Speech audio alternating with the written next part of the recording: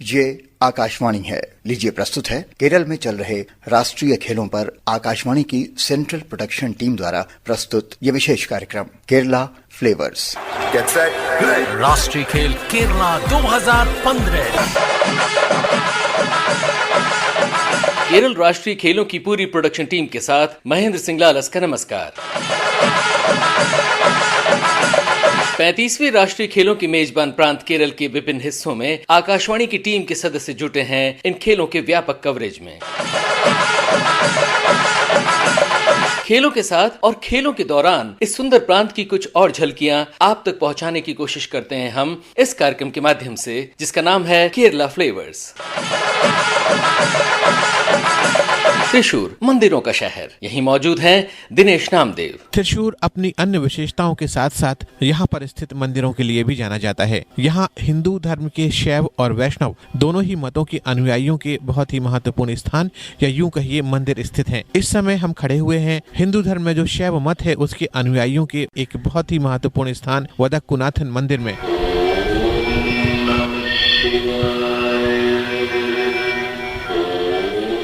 मैं आपको बता दूं कि केरल के मंदिरों में मनाए जाने वाले जो उत्सव होते हैं उसमें सबसे ज्यादा रंग बिरंगा और उत्साह के साथ जो उत्सव मनाया जाता है पूरम फेस्टिवल, वो यहीं त्रिशूर के इसी वदक्कुनाथन टेम्पल के सामने वाले मैदान में मनाया जाता है। मैं वदक्कुनाथन मंदिर के अंदर खड़ा हुआ हूँ। इस समय मेरे साथ हैं रामचंद्रन जी, जो कि त्रिशूर के रहने वाले हैं। हम तो करीब 25 साल से इधर आते हैं, कभी भी आता है। अभी इधर त्रिशूर पूरम का टाइम में हम लोग इम्पोर्टेंस करके इधर आता है और शिवरात्रि का टाइम में भी हम लोग इधर आते हैं। और इस समय वदक्कुनाथन टेम्पल की प्रबंधन समिति के एक सदस्य हरि हमारे साथ हैं।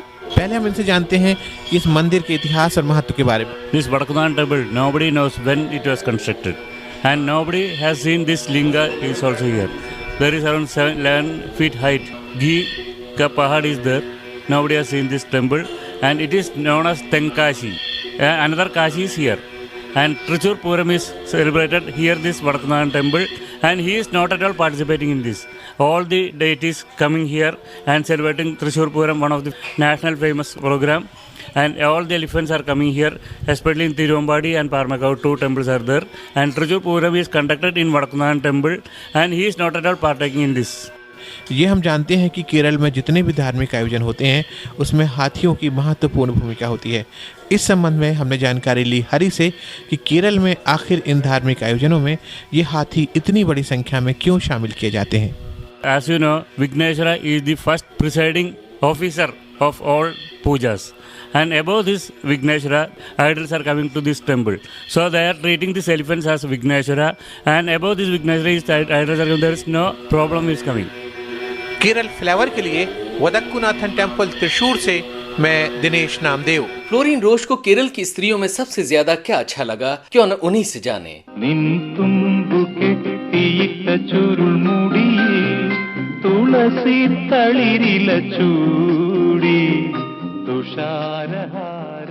They say beauty lies in the eyes of the beholder. In the Indian tradition, for a woman, her beautiful long hair is considered to be one of the parameters to judge her beauty. This is true, especially about Kerala women who draw envious glances from their own species for their long, thick, beautiful mane. Such women also attract furtive and appreciative glances from men. Kerala men, Sajimol and Mohammad Rafi, are eloquent when they say they prefer to see their women with their long hair.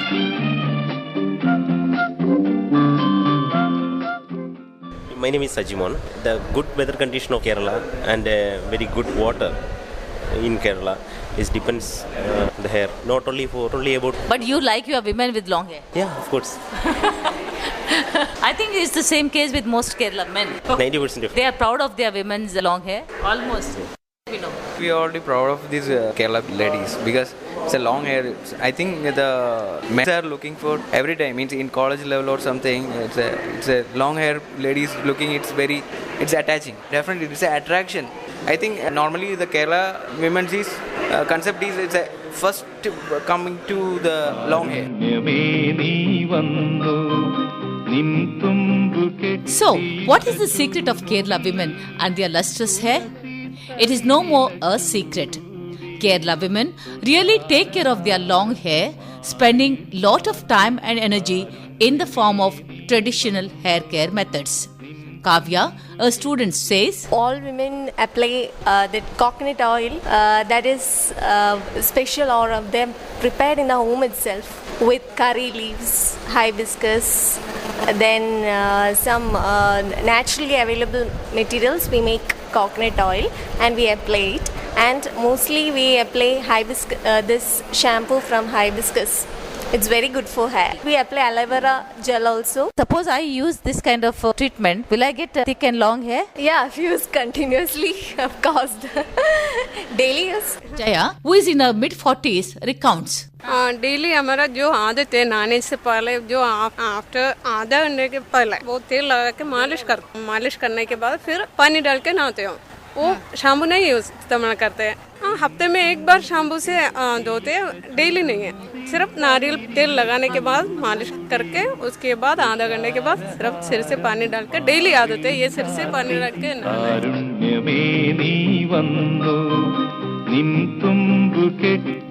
No plaits, no pins or tight clips. The hair is not dried using dryer and combs are not used to untangle the wet hair.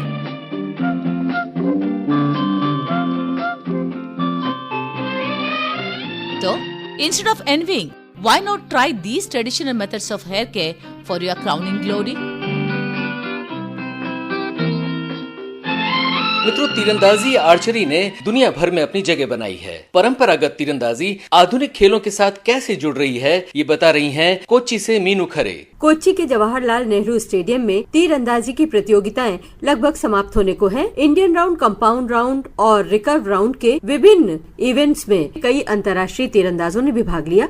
Indian round एक ऐसा round है जो अंतर्राष्ट्रीय स्तर पर नहीं खेला जाता। फिर इस राउंड को राष्ट्रीय खेलों में सम्मिलित करने का क्या कारण है, इस बारे में जानने के लिए हमने बातचीत की joint secretary archery association of India Shri Rupesh कर से। हमारा ट्रेडिशनल इंडिया ऐसी देश है जहाँ पे ट्रेडिशनल तौर पे आपको तीर धनुष का प्रचलन बहुत पहले से मिलता हुआ मिलेगा। तो हम लोग की ये कोशिश थी कि ऑल ओवर वर्ल्ड जो रिकर्व इवेंट होते हैं इसके साथ में हम लोग ऐसा कुछ करना चाहते थे ताकि हमारा पूरा देश इसमें शामिल हो सके, क्योंकि रिकर्व राउंड जो है इसका मैन्युफैक्चरिंग अभी भी इंडिया में शुरू नहीं हुआ, बाहर से हम लोग को ये इंपोर्ट करना पड़ता है। तो इसी कारण हमने सोचा कि इंडियन राउंड अगर ट्रेडिशनल बेस पे हम लोग कुछ शुरू कर सकते हैं जो पूरे देश में आर्चर इसमें इंक्लूड हो सके, क्योंकि सारे स्टेट के पास इतना पैसा नहीं होता। 1993 दिल्ली में ये पहले नेशनल में इंक्लूड किया गया था।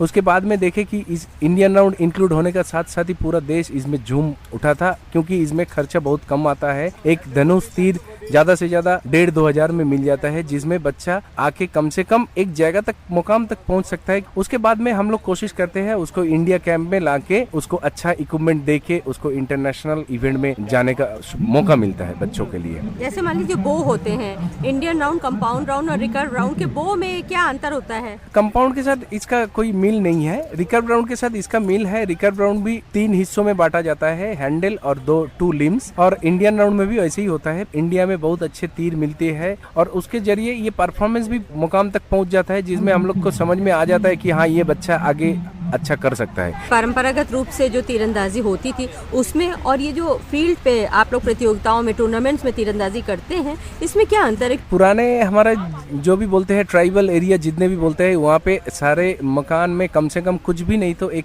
धनुष कुछ तीर मिल जाते हैं। हम लोग उसको थोड़ा बहुत ट्रेनिंग देते हैं, जो वर्ल्ड आर्चरी का तौर पे जो रिकर्व का कंपटीशन जो होते हैं, जैसे टारगेट फेज पे चलाना और उसके हिसाब से टारगेट फेज के थोड़ा सिखाने से वो लोग बहुत जल्दी समझ जाते हैं। कोई ऐसे प्रोग्राम्स है जिसमें आदिवासी लोगों को लाया जाए इसमें और उनको आगे बढ़ाया जाए? Specially sports authority of India है, उसका एक स्कीम था स्पेशल एरिया गेम, जिसके तौर पे हम लोग को मिला था लिम्बाराम श्यामलाल दुलचांद, जो विश्व में काफी प्रसिद्ध रहा। तो वही स्पेशल एरिया गेम फिर दोबारा शुरू करने की मांग करते हैं।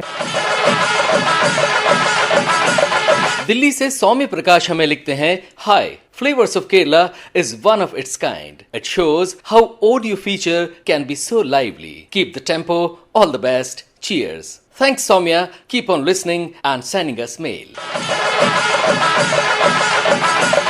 मित्रों, सौम्या की तरह इस कार्यक्रम के बारे में आप भी अपनी राय हमें ईमेल कर सकते हैं ng35air@gmail.com पर। एक बार फिर से दोहराते हैं ng35air@gmail.com। जाते जाते कुछ शोरगुल नीतीश अरोड़ा के साथ।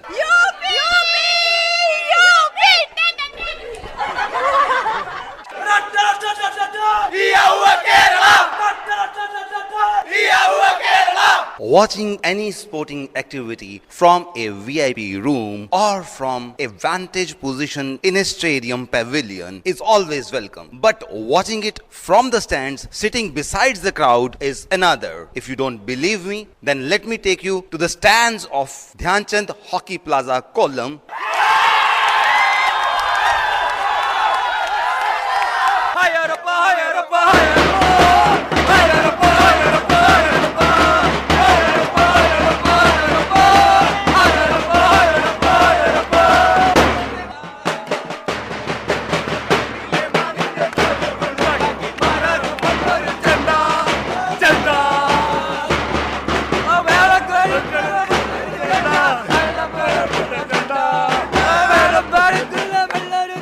That is the flavor of real Kerala, and that is the flavor of real Kollam for all of you. This is Nitish Arora from Hockey Plaza, Kollam, along with my colleagues Dipen Mujumdar and Chupriyo Mukherjee.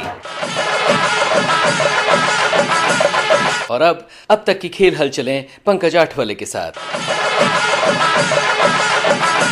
The day belonged to women athletes at the 35th National Games. It started with the Haryana women winning the bronze medal in women's football at Thrissur, beating Kerala 2-0.